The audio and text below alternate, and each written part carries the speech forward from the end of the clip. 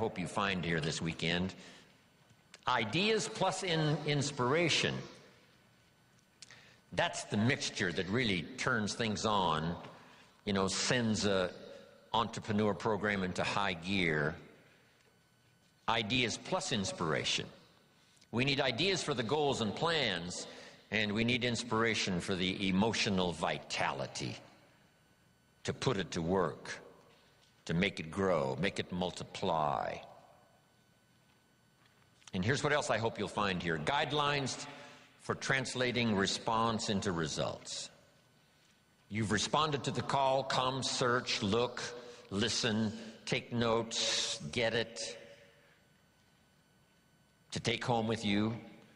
And I'm sure you're going to respond well to the, seasoned teaching and training that is going to be delivered here this weekend. But here's the key. Guidelines for translating response into results. Because results is the name of the game.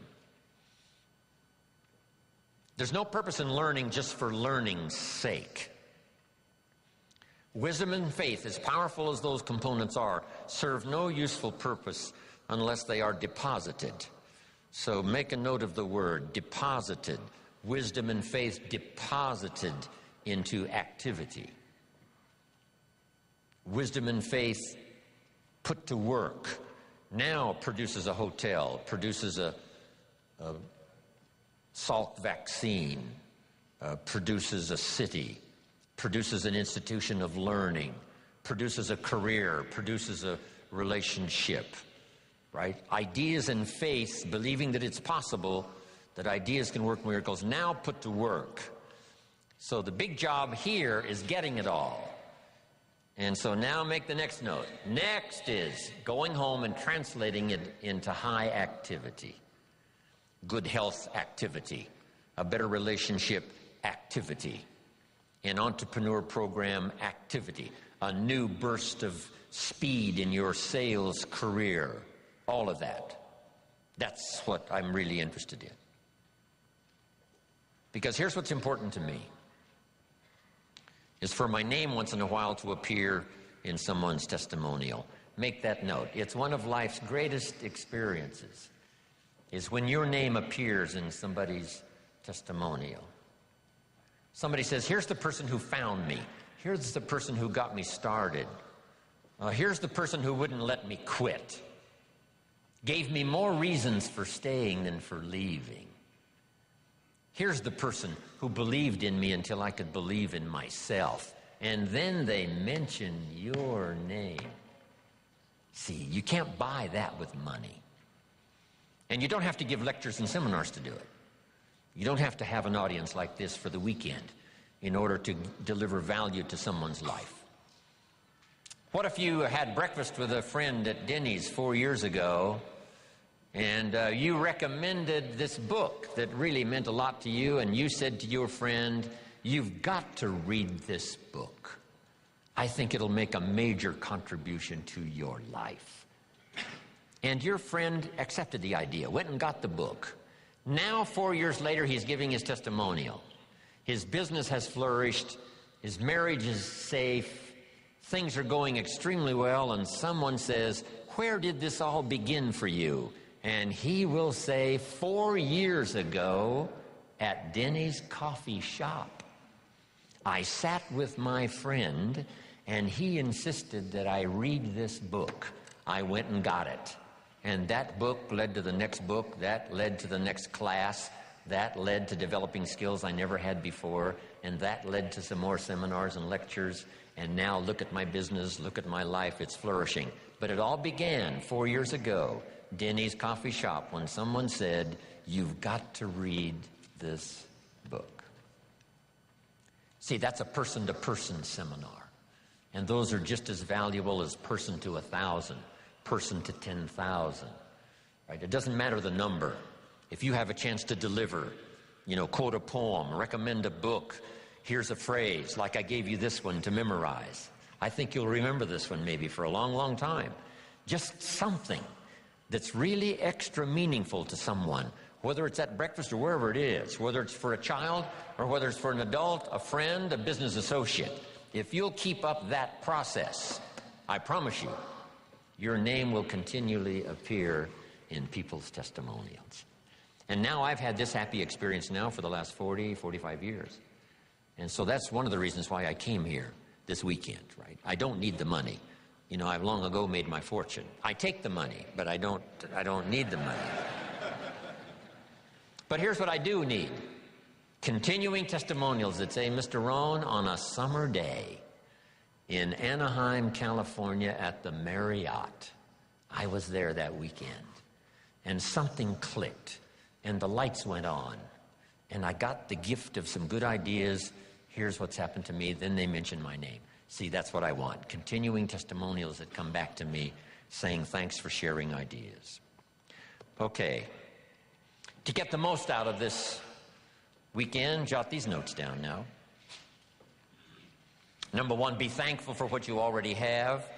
Thanksgiving sets up, the situation where ideas can flow.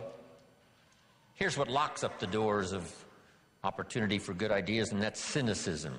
All you have to be is a practiced cynic. Cynical about the government, and cynical about politics, and cynical about the future, and cynical about the economy. Cynicism locks all the doors. But if you'll be thankful for what you have, however modest or however much it is, I think that's the beginning of receiving a flow of new ideas. Here's the next one. Be eager to learn. There's already some extraordinary success stories in this room. If we knew how successful, we would give you the podium. I would be happy to take notes. No matter how successful you are, be willing to learn some more. We in the Millionaires Club invite a billionaire once in a while to come talk to us. And he says, well, you guys are doing okay, but, how about stepping up? Right? How about multiplying by 2, by 3, by 5, by 10? Come on. You've just gotten started. So no matter how well you're doing, we could all use another idea, a couple of other things that linked together with what you already know could give you a whole new burst of productivity and extraordinary lifestyle. Then to get the most out of this session this weekend, you have to do what we call some tough listening. And sometimes it's difficult to gather up everyone's, attention, because our lives really seem to be going on outside this room. A part of our life is going on here while we're here. But some of us, our kids are out there, and our business is out there, and our career is out there, and our job is out there, and everything is out there. So sometimes it's difficult to bring yourself within the, framework, inside these four walls, and just really concentrate and do your best to get it all. Because I know how meaningful ideas can be. The name Earl Schoaf, still rings in my mind. I'm 25 years old. After the Girl Scout story experience, I'm introduced to a man who I had a chance to go to work for, and over the next 5 years, the ideas he shared with me not only made me rich, but gave me the foundation for a long-term career of sharing ideas, building business, making profits, hopefully wise investments, made an extraordinary contribution to my life. This unique man, he only went to the 9th grade in school. So the things he shared with me over that 5-year period were very simple, very ABC. But that's where I got all of those simple phrases. Let me just review some of them for you very quickly. For things to change for you, you have to change. I kept hoping the government would change, and taxes would change, and prices would come down, and things would get better. And then he said, for things to change for you, Mr. Rohn, you have to change. Wow, what a new revelation. Next, he said, don't wish it was easier, wish you were better. All of this started me on this unique journey of what I now call personal development. Here's another one. This is, don't wish for less problems, wish for more skills. It's not less problems that makes you successful, it's more skills that makes you successful. I tried to convince him by showing him my paycheck that I wasn't doing well, and I blamed it on the company. And I said, this is all the company pays. He said, no, that's all the company pays you. I thought, well, that's a new way to look at it. He says, doesn't the company pay some people 3, 4, 5 times this amount? And I said, well, yes. He says, well, then this is not all the company pays. This is all you get until you requalify, accelerate your qualification for the bigger numbers. See, that was all great revelation to me. I tried to convince him that things cost too much. He said, no, you can't afford them. All of these were new ways of looking at things. Unbelievable. And so I started listening to all this stuff.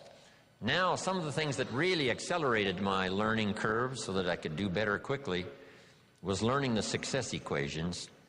Here's 3 of them. The first one comes from the Bible.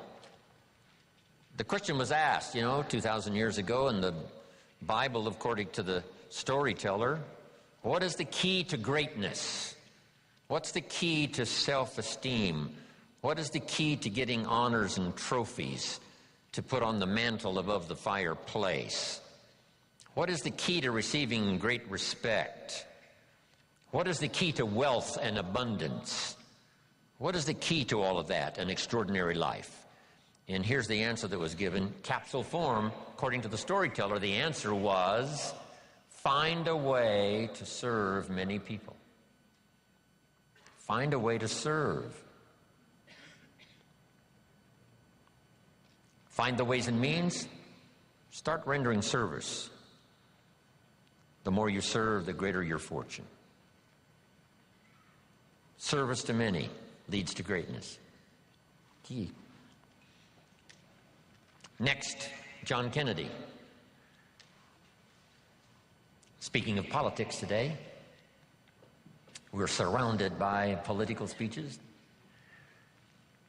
Here was one of the best, John Kennedy, on his inaugural to be President of the United States all those years ago. Here's what he said, don't ask. Wow, don't we wish that was the current political philosophy? Where is John Kennedy? Where is he? John said, don't ask what the country can do for you. Ignore these promises of what everyone's saying, what the country can do for you.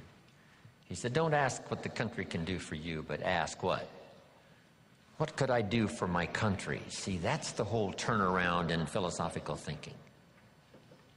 By asking, you receive so little. By serving, you receive so much. So rather than settle for the pennies of what someone could do for you, why not turn it around and find some way to serve? It's a pretty simple process. Here's what I taught the Russians. Johnny mows Mrs. Brown's lawn. She pays $3. Every time he mows her lawn, he collects $3. Thinking in terms of what could I do for my country? Surely Mrs. Brown is one of the members of the country. So he mows her lawn and collects $3 and starts what we call an income and a career. Now what's next? And here's what the Russians were excited about. What if Johnny gets Pete to mow Mrs. Brown's lawn? She still pays the $3, but now Johnny gives Pete $2 for mowing the lawn and keeps $1 because he's the one that got the work. Now we have the beginning of an entrepreneur. Now we have the beginning of fortune. Here's a good note to make. I started part-time on a little adventure learning skills and disciplines, and here's what I began to say with my little part-time job. I said, I'm working full-time on my job and I'm working part-time on my fortune. And the reason is because I found the mechanics. I found the philosophy. I started working it, serving other people.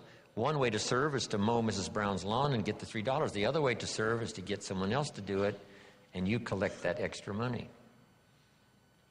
Finding ways to serve. That's the key to wealth and greatness. Then here's the next one, and everybody knows this one. I heard Zig say it over 40 years ago, Zig Ziglar. And when he said it, I wrote it down, and if you haven't ever written it down, write it down. If you help enough people get what they want, you can have everything you want. If you help enough people get what they want, you can have everything you want. When I heard Zig say that, I wrote it down, and maybe you want to do this. Underline the word everything. That's what was intriguing to me about this sentence.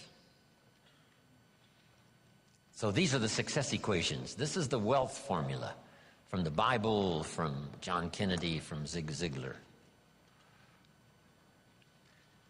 Now, make these notes.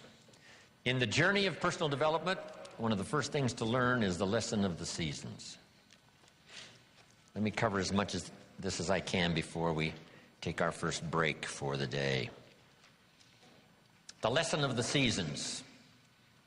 For your notes, life and business is like the changing seasons. One of the best ways to illustrate what's happening in your business, what's happening in your life, is this illustration of the changing seasons. Frank Sinatra used to sing, "Life is like the seasons." Now here's what's next. You cannot change the seasons. One of the things to, come to grips with is what you can change and what you cannot change. You cannot change the seasons, but here's the next phrase, but you can change yourself. Therein lies the chance to live an extraordinary life, learning to change yourself. In an economic sense, my mentor put it this way: to climb the ladder of success as high as you wish to climb, here's the key: work harder on yourself than you do on your job. Work harder on yourself than you do on your job. He said if you work hard on your job, you can make a living, which is fine. But if you work hard on yourself, you could make a fortune, which is super fine. Then let's put it in philosophical language. Two things on economics philosophically. Here's the first one I learned. Your income is primarily determined by your philosophy. I didn't learn that until I was 25 years old. They never taught it in high school. I went to college one year and never heard it. Your income is primarily determined by your philosophy, not the economy. Then when I finally understood that, I got excited about it because I knew I couldn't change the economy, but I was assured that I certainly could change my philosophy. And I did that. And here's the philosophy. Success is something you attract by becoming an attractive person. Success is not something you pursue. It's something you attract. So the key to the better economic future is to become an attractive person with an attractive personality, an attractive list of skills, your knowledge of the marketplace, your ability to deal with a variety of personalities, all of those things that anyone can learn with a bit of study, practice, repetition.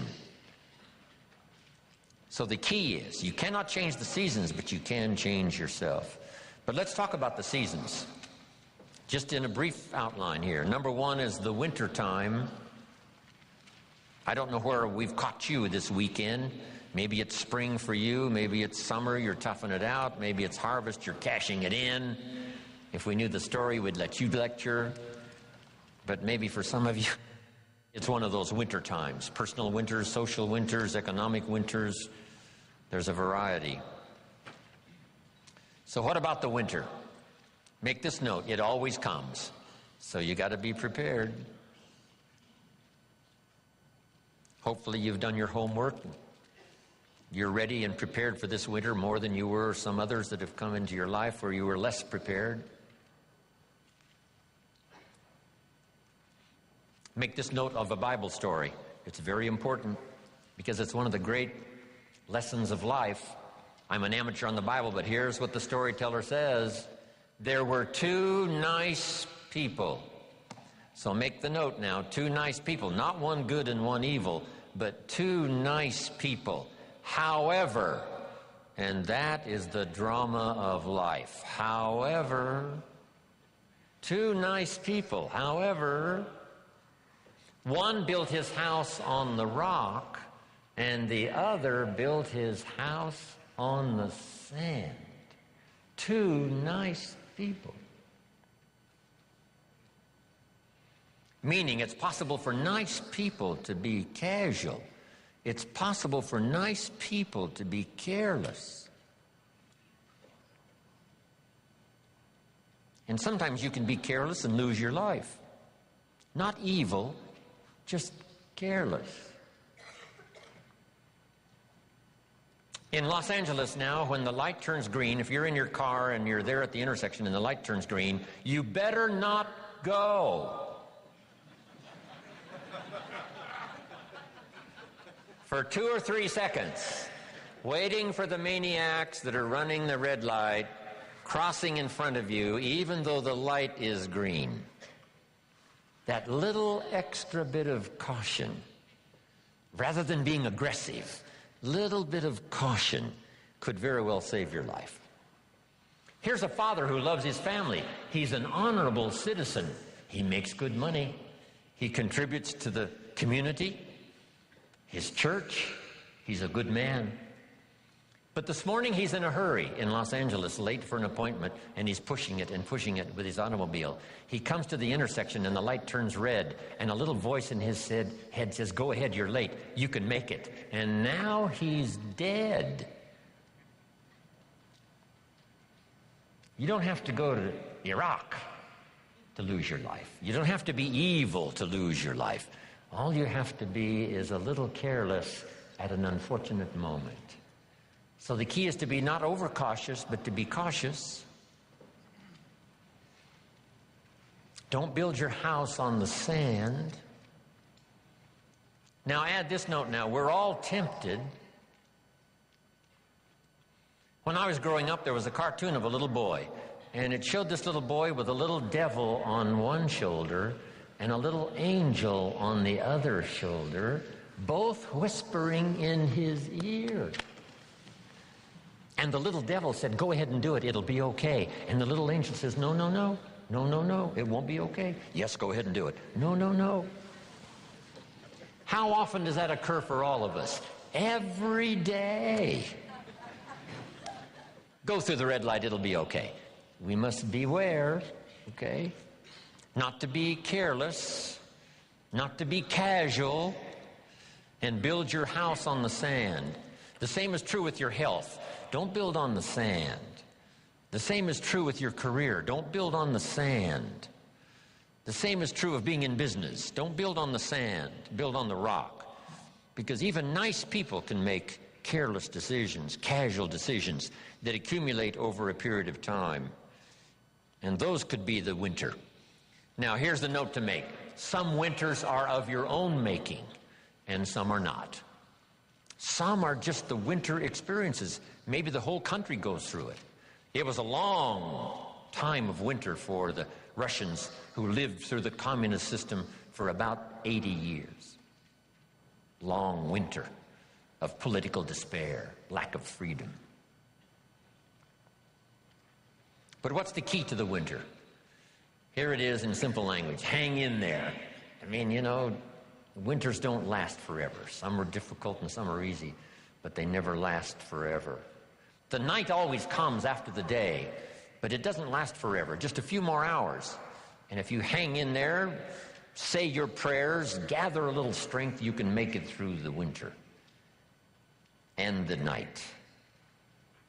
So winter time. Here's the next season now, the season of spring.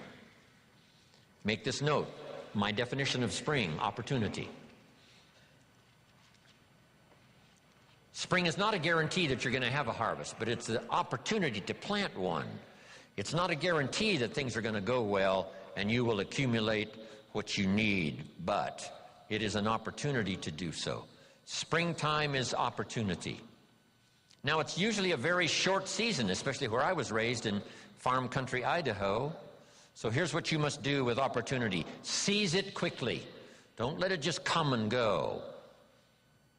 When the window of opportunity is open, to borrow a little space language, when they get ready to shoot the rockets or off into outer space, there's a window, they call it, of opportunity to go, not go, when the weather's right and whatever. But if you wait a little too long, the window closes, and it takes a while for it to open back up.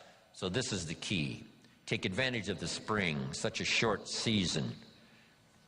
In some places, they got those big tractors with the lights on them going around the clock in the short season of spring to make sure that the seeds are planted.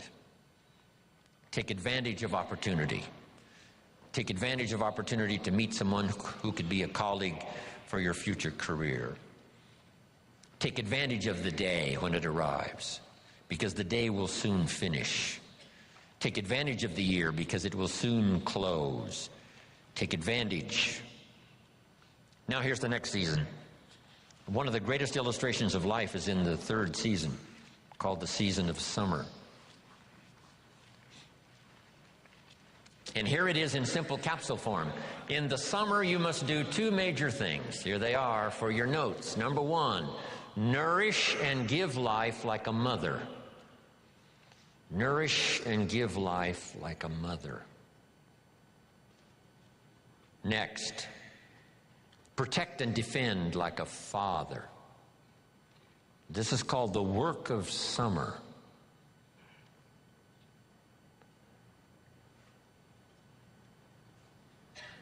Give life like a mother. Take life like a father. Love like a mother. Hate like a father.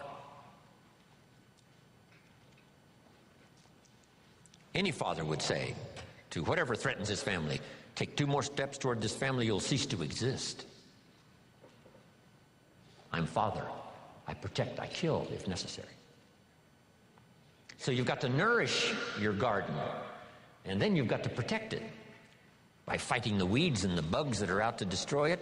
As soon as you've planted, the busy bugs and the noxious weeds are out to take it.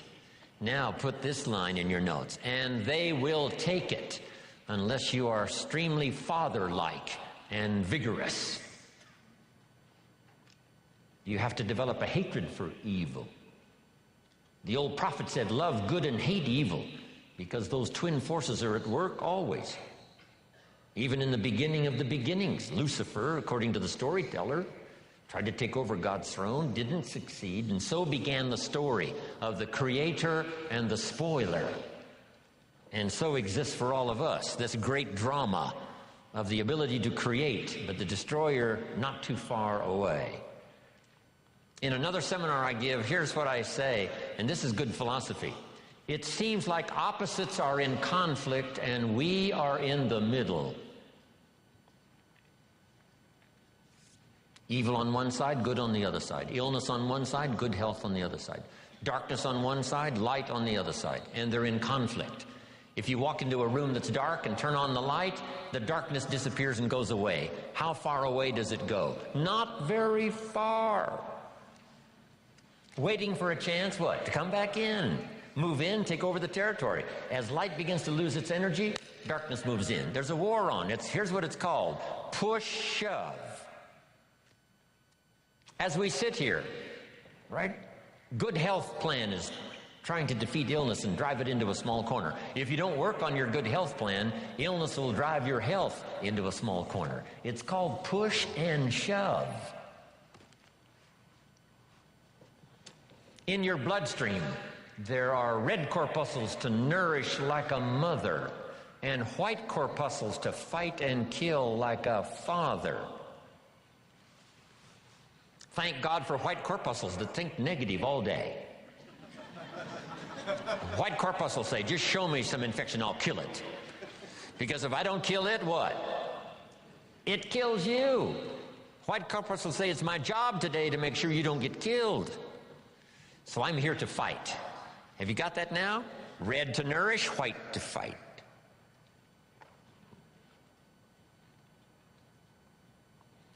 So here's the key now. Cooperate with the positive side of this war of health and illness.